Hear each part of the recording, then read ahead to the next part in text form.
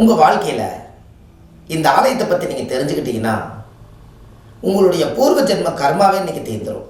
அப்பேற்பட்ட ஆலயத்தை தான் இந்த பதிவில் இன்றைக்கி நான் உங்களுக்கு கொடுக்க போகிறேன். திருப்பூர் மாவட்டம் அவனாசி பக்கத்தில் திருமுருகன் பூண்டி, திருமுருகநாத சுவாமிகள். அந்த சுவாமி பற்றி தான் இன்றைக்கி நம்ம இந்த வீடியோவில் பார்க்க போகிறோம். இந்த திருமுருகநாத சுவாமியுடைய ஆலயம் திருமுருகன் பூண்டியில் இருக்கு. இது அவனாசி பக்கத்தில் திருமுருகநாத சாமின்னு நீங்கள் கூகுளில் சர்ச் பண்ணிங்கன்னா இந்த கோவில் கரெக்டாக உங்களை கொண்டு வந்து சேர்த்திடும். இந்த கோயிலில் இருக்கக்கூடிய அற்புதமான ஒரு விஷயம் என்ன அப்படின்னு கேட்டிங்கன்னா, அந்த கோவிலில் முதல்ல அந்த கோவிலுடைய நுழைவாசல் பார்த்தீங்கன்னா உள்ளே போன உடனேயுமே நீங்கள் இறங்கி போவீங்க.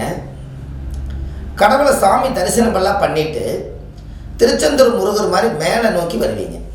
உங்கள் கர்மாவை எல்லாம் இறக்கி வச்சுட்டு கடவுள்கிட்ட கொண்டு போய் சமர்ப்பணம் பண்ணிவிட்டு போகும்போது அந்த சுவாமி முருகநாத சுவாமியும் சிவாலயத்தை நீங்கள் பார்த்துட்டு நீங்கள் புண்ணியத்தை வாங்கிட்டு மேல் நோக்கி வருவீங்க. உங்கள் வாழ்க்கையும் மேல் நோக்கி வளரும். அப்படி அந்த காலத்தில் இந்த திருமுருகநாத சுவாமியுடைய ஆலயத்தில் அற்புதமான ஒரு சிவ ஆலயத்தை தான் இந்த பதிவில் இன்றைக்கி உங்களுக்கு சொல்கிறேன். இந்த கோவிலில் உங்களுக்கு என்ன ஒரு அதிசயம் கேட்டிங்கன்னா, வருஷத்தில் 3 முறை சூரிய ஒளி சிவபெருமானுக்கே காட்சி கொடுக்கும். அந்த இயற்கை சீற்றம் பார்த்தீங்களா, உங்கள் வாழ்க்கையில் சிவபெருமானுக்கே காட்சி கொடுக்குது. 3 நாளைக்கு அப்படியே சூரியன் அந்தி சாயும் பொழுது நேரம் அப்படியே சூரியன் அந்த கோவிலில் அப்படியே கீழே படிப்படியாக அந்த சிவ ஆலயத்தினுடைய கருவறையை பின்னாடி அப்படியே பார்த்தீங்கன்னா ஒரு ஃபோக்கஸ் லைட் எவ்வளோ பவர் இருக்குமோ அவ்வளோ பவர் சிவனுக்கு பின்னாடி ஃபுல்லாக கொஞ்சம் நேரம் இருக்கும். எல்லா மக்களும் போய் அதிசயமாக ஆன்மீகமாக ரொம்ப சந்தோஷமாக போய் எல்லாரும் சாமி கும்பிட்டு வருவாங்க. இதை அடியேன் நான் இதை உங்களை பார்த்துருக்கேன்.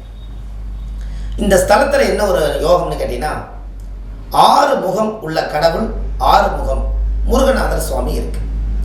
அதில் பாருங்கள், 5 முகம் முன்னாடி இருக்கும், 1 முகம் மட்டும் பின்னாடி இருக்கும். அது கண்ணாடியில் பார்த்து தரிசனம் பண்ணுற மாதிரி அந்த ஆலயம் அமைச்சிருப்பாங்க முன்னோர்கள். இந்த ஆலயம் 1000 ஆண்டுகளுக்கு முன்பு பழமையான ஆலயம். இதில் இந்த கோவிலில் மெயினாக பார்த்தீங்கன்னா முருகருக்கு பிரம்மகத்தி தோஷம் முருகருக்கே பிடிச்சு திருமுருகன் பூண்டியில் சிவனுடைய ஆலயத்தில் அவருக்கே அந்த பிரம்மகத்தி தோஷத்தை நிவர்த்தி செஞ்சு அந்த நதியில் இருக்கக்கூடிய தீர்த்தம் எடுத்து அவங்க தலையில் முருகருக்கே தீர்த்தமாக ஊற்றி அவருக்கு பிரம்மகத்தி தோஷம் நிவர்த்தியான ஸ்தலம்தான் திருமுருகன் நாத சுவாமிகள். அதனால் முருகரே இங்கே காட்சி கொடுத்து முருகரே சிவனை வழிபட்ட ஸ்தலம். அதனால தான் உங்களுக்கு அந்த ஊரில் உள்ளே இருக்கக்கூடிய கோவில் சிவன் தான். ஆனால் முருகரே வந்ததுனால அவர் காட்சி முருகரவே சிவன் வழிபட்டதுனால தான் முருகர் வந்ததுனால அதுக்கு பேர் திருமுருகன் பூண்டி என்று பொருள். இந்த ஆலயம் நீங்கள் வாழ்க்கையில் ஒரே ஒரு முறை அந்த மண்ணை மிதிச்சிங்கன்னா உங்கள் ஜாதகத்தில் இருக்கக்கூடிய அனைத்து தோஷம் நிவர்த்தியாகும். ஏன்னா அப்பேற்பட்ட ஆலயம் அது. திருச்செந்தூர் யாரெல்லாம் முருகனை போய் தரிசனம் பண்ணுறதுக்கு ரொம்ப தூரமாக இருக்குதுன்னு நினைக்கக்கூடியவர்கள் அல்லது திருச்செந்தூர் போக முடியாதவர்கள் சேம் அப்படியே பார்த்தீங்கன்னா கீழ் நோக்கி போய் மேல் நோக்கி வரக்கூடியது 2 ஸ்தலம் தான். இந்த ஸ்தலத்தில் அங்கே மெயின் திருமுருகநாத சுவாமியுடைய ஆலயம் அல்லது கடற்கரையோரத்தில் இருக்கக்கூடிய திருச்செந்தூர் முருகர்.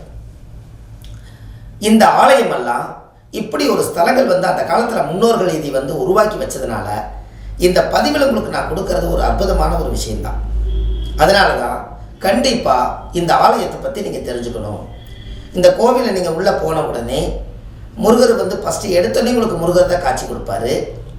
அதுக்கப்புறம் நீங்கள் சிவனை வழிபாடு பண்ணிவிட்டு நீங்கள் வெளியில் வந்தீங்கன்னா உங்களுக்கு நவகிரகம் காலபைரவர், உங்களுக்கு காலத்தை நிர்ணயம் பண்ணக்கூடியவர் காலபைரவர், உங்கள் வாழ்க்கையில் இருக்கக்கூடிய எல்லா தோஷத்தையும் நிவர்த்தி பண்ணுறதுக்காக பல தெய்வங்கள் தட்சணாமூர்த்தியோடு சேர்த்து எல்லா தெய்வத்தையும் அந்த காலத்திலே முன்னோர்கள் அதை உருவாக்கி வச்சுருக்காங்க.